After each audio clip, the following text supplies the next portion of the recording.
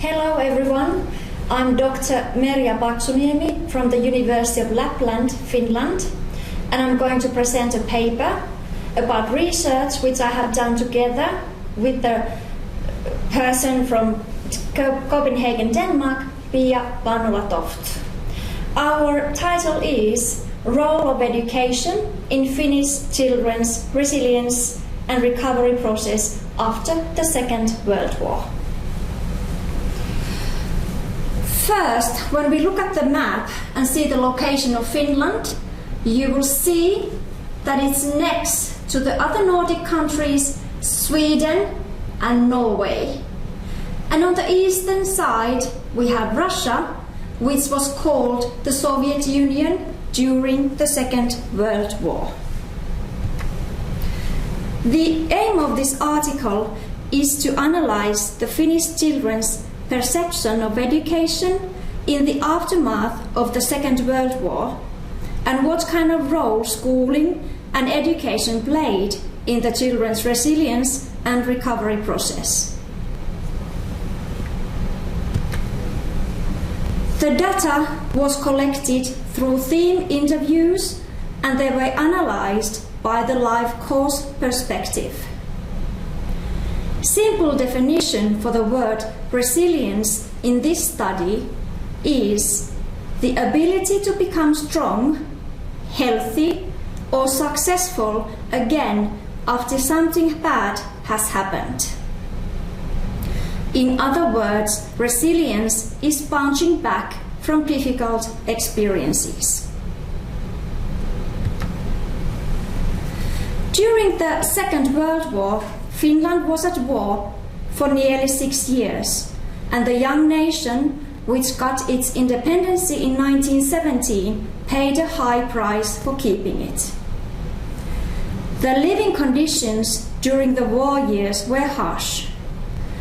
It is estimated that the bombings killed approximately 340 children, while hunger and diseases killed 44,000.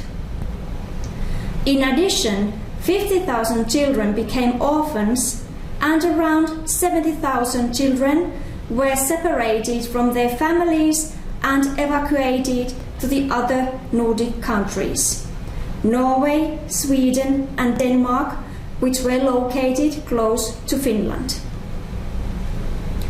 More than 88,000 men were killed in combat, and those survived came back to their families with serious psychological difficulties which significantly affected the lives of the whole family. The war years had affected everybody in Finland, and the years of rebuilding and recovery were shadowed by the enormous war debt to the Soviet Union. The war affected children's lives in many different ways. For example, they felt insecurity, new family structures, poverty, evacuations, and separations. Their daily routines, such as playing and going to school, were disturbed. Children were left alone with their fear and grief. Their childhood was shortened. The parents didn't have time for them. Fathers were on the out front or got killed in the war, and the mothers were busy in the home front. Children had to learn how to survive, and this made them, according to the interviews, tough. Earlier studies have identified the most important mainstays in children's lives during the wartime. The time is challenging because the main structures of their lives changed. Family structures changed and workload increased. Children had very little time for play because they had different tasks to take care of and responsibilities. School, though, tried to provide education despite the challenging situation. All of the themes mentioned are important, but in our article and this presentation we will focus on the role of education. And now the results of our research, which are the following.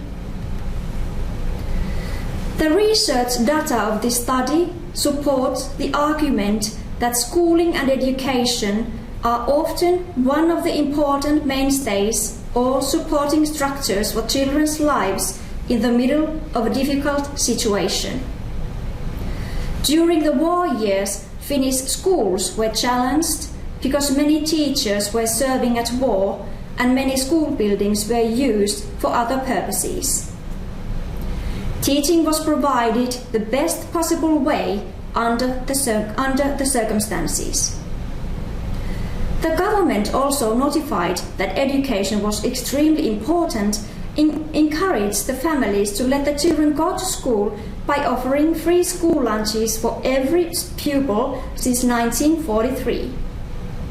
There was lack of food in Finland during the war years, so this was seen as a big help for the families. There are 3 different categories to be found from the data.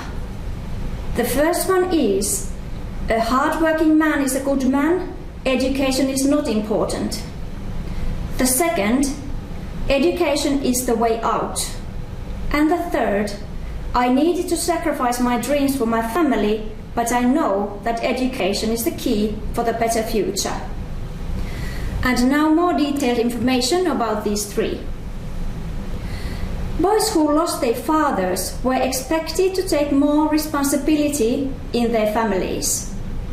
One of the interviewed persons recalled, "My mother forced me to join my uncle to work at the construction place.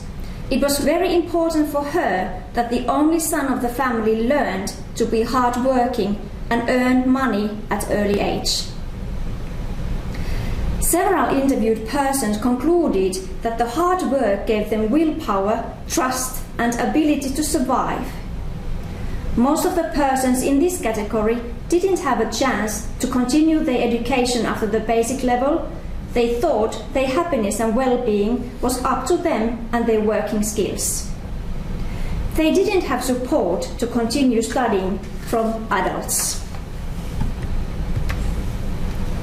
For some persons, education was the way out of poverty and hard physical work. Nevertheless, it required hard work and willpower to get an education, especially for those coming from the countryside where education was not common or highly appreciated, and children were expected to start working and helping out in farming at very early age. Their own respect for education is very noticeable in the interviews' person stories. They appreciate the chance to a better life which education has given them. It is quite interesting that a generation later, Finland was already one of the highest level countries of education in the world. After the war years, the state gave financial support which enabled the war orphans to study the profession. The persons in this category got support from an adult to continue their studies.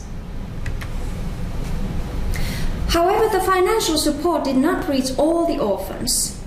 Often the oldest children had to take care of the youngest siblings and earned living for the family, and the youngest ones could benefit from the state support. Several interviewed, the oldest of the families, mentioned that they were bitter. As one of them described, "Since very young, I have always taken care of myself and my sisters. My dreams did not come true. I had to earn living and go to work. I was really tired after work days and it was impossible to study for my dream job. The situation was different with my siblings. The state gave them financial support and they could study for a high standard occupation.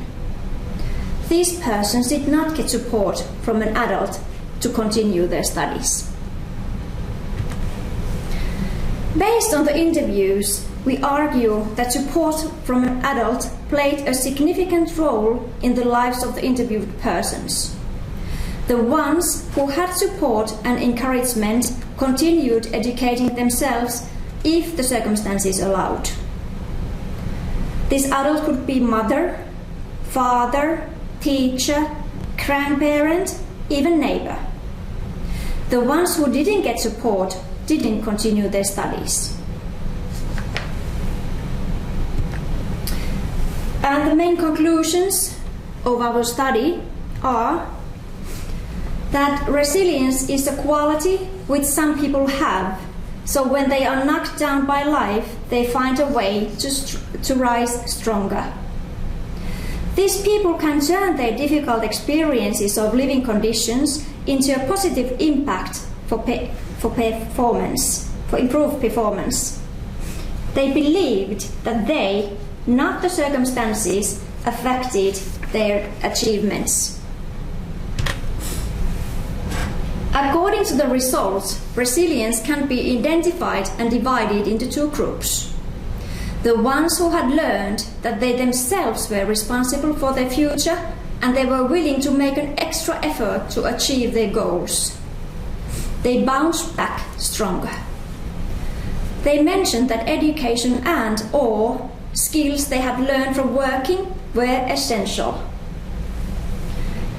The ones who learned to survive but were not able to use the hardship as a tool for change, they bounced back but did not become stronger.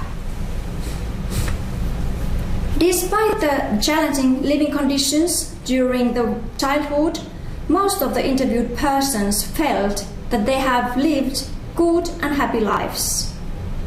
They mentioned that education was one of the key factors in their childhood and adulthood and in their better futures. Another important factor was hard work.